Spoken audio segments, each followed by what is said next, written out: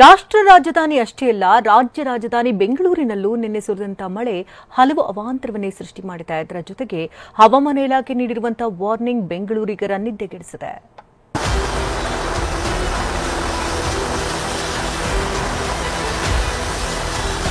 ವಯನಾಡಿನಲ್ಲಿ ಭೂದುರಂತ, ಉತ್ತರ ಕರ್ನಾಟಕದಲ್ಲಿ ಪ್ರವಾಹ, ಹಾಸನ ಕೊಡಗು ಭಾಗದಲ್ಲಿ ಗುಡ್ಡ ಕುಸಿತ, ಸಾಲು ಸಾಲು ದುರಂತಗಳನ್ನ ನೋಡಿದ್ದ ಬೆಂಗಳೂರಿನ ಜನ ನಿನ್ನೆ ಒಂದು ಕ್ಷಣ ದಂಗಾಗಿದ್ರು.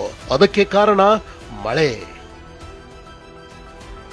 ಬೆಂಗಳೂರಿನಲ್ಲಿ ವರುಣಾರ್ಭಟ, ರಾಜಧಾನಿ ಜನರಿಗೆ ಆತಂಕ. ನಿನ್ನೆ ಸಂಜೆ ಬೆಂಗಳೂರಿನಲ್ಲಿ ಮತ್ತೆ ವರುಣ ಅಬ್ಬರಿಸಿದ್ದಾನೆ, ಅವಾಂತರ ಸೃಷ್ಟಿಸಿದ್ದಾನೆ. ಮಳೆಯಿಂದಾಗಿ ಕಿಮ್ಸ್ ಆಸ್ಪತ್ರೆ ಸೋರೋಕೆ ಶುರು ಮಾಡಿತ್ತು. ಕಿಮ್ಸ್ನ ಎ ಬ್ಲಾಕ್ ವಾರ್ಡ್ನಲ್ಲಿ ಎಲೆಕ್ಟ್ರಿಕ್ ಪೈಪ್ನಿಂದ ನೀರು ಸೋರಿದೆ. ಕೂಡಲೇ ರೋಗಿಗಳನ್ನ ಬೇರೆ ವಾರ್ಡ್ಗೆ ಶಿಫ್ಟ್ ಮಾಡಲಾಗಿದೆ.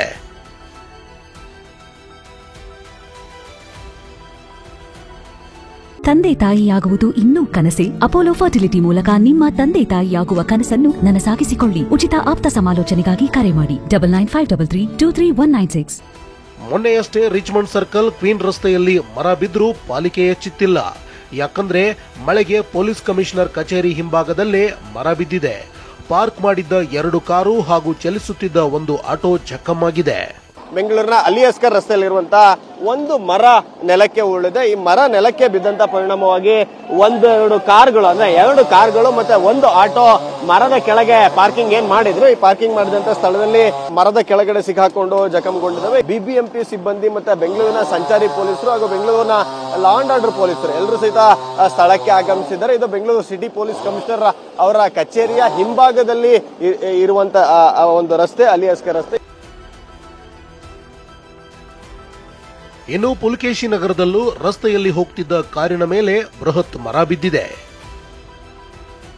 ದೃಶ್ಯದಲ್ಲಿ ನೋಡ್ತಾ ಇರುವಂತದ್ದು ಈ ಒಂದು ಎಂಎಂ ರಸ್ತೆಯ ಏನು ಮುಖ್ಯ ರಸ್ತೆ ಏನಿದೆ, ಈ ಒಂದು ರಸ್ತೆ ಬದಿ ಇದ್ದಂತಹ ಮರ ರಾತ್ರಿ ಸುಮಾರು 9 ಗಂಟೆಗೆ ಇದೇ ಮಾರ್ಗವಾಗಿ ಬರುತ್ತಿದ್ದಂತಹ ಕಾರಿನ ಮೇಲೆ ಬಿದ್ದಿದೆ.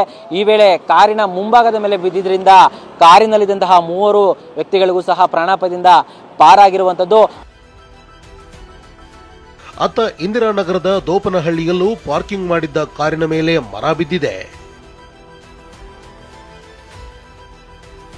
ಮಳೆ ಹೊಡೆತಕ್ಕೆ ಶಾಂತಿನಗರ ರಿಚ್ಮಂಡ್ ಸರ್ಕಲ್ನಲ್ಲಿ ಟ್ರಾಫಿಕ್ ಜಾಮ್ ಉಂಟಾಗಿತ್ತು. ವಾಹನ ಸಾಲುಗಟ್ಟಿ ನಿಂತಿದ್ರಿಂದ ಮಳೆಯಲ್ಲಿ ಸಿಲುಕಿ ಸವಾರರು ಪರದಾಡಿದ್ರು. ಫ್ರೀಡಂ ಪಾರ್ಕ್ ರಸ್ತೆ ಕೆರೆಯಂತೆ ಬದಲಾಗಿತ್ತು.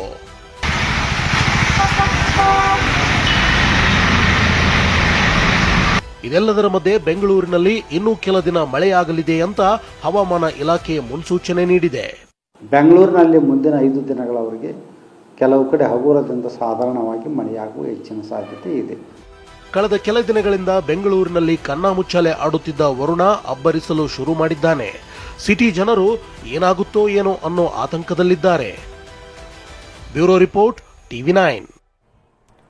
ಕಾವೇರಿ ನದಿಗೆ ಕೆಆರ್ಎಸ್ ಡ್ಯಾಂನಿಂದ ಅಪಾರ ಪ್ರಮಾಣದ ನೀರನ್ನ ಬಿಡುಗಡೆ ಮಾಡಲಾಗಿದೆ. ಈ ಹಿನ್ನೆಲೆಯಲ್ಲಿ ಅಪಾಯದ ಮಟ್ಟವನ್ನ ಮೀರಿ ಕಾವೇರಿ ನದಿ ಹರಿತಾ ಇದೆ. ನದಿ ಪಾತ್ರದಲ್ಲಿ ಪ್ರವಾಹದ ಭೀತಿ ಶುರುವಾಗಿದೆ. 100 ಎಕರೆ ಜಮೀನು ಈಗಾಗಲೇ ಜಲಾವೃತ ಆಗಿದೆ. ಇನ್ನು ರೈತರು ಬೆಳೆದಂತ ಬಾಳೆ, ಕಬ್ಬು, ಟೊಮ್ಯಾಟೊ, ಬದನೆ, ತೆಂಗು ಎಲ್ಲವೂ ಕೂಡ ನಾಶವಾಗಿದೆ. ದೊಡ್ಡೇಗೌಡನ ಕೊಪ್ಪಲು ಗ್ರಾಮದ ಬಳಿ ಜಮೀನು ಮುಳುಗಡೆಯಾಗಿರುವಂತಹ ದೃಶ್ಯಗಳನ್ನ ನೀವು ಗಮನಿಸ್ತಾ ಇದ್ದೀರಿ. ಮಂಡ್ಯ ಜಿಲ್ಲೆಯ ಶ್ರೀರಂಗಪಟ್ಟಣ ತಾಲೂಕಿನ ಗ್ರಾಮದಲ್ಲಿ ನಡೆದಿರುವಂತಹ ಘಟನೆ ಇದು. ಸಂಕಷ್ಟಕ್ಕೆ ರೈತರು ಸಿಲುಕಿದ್ದಾರೆ.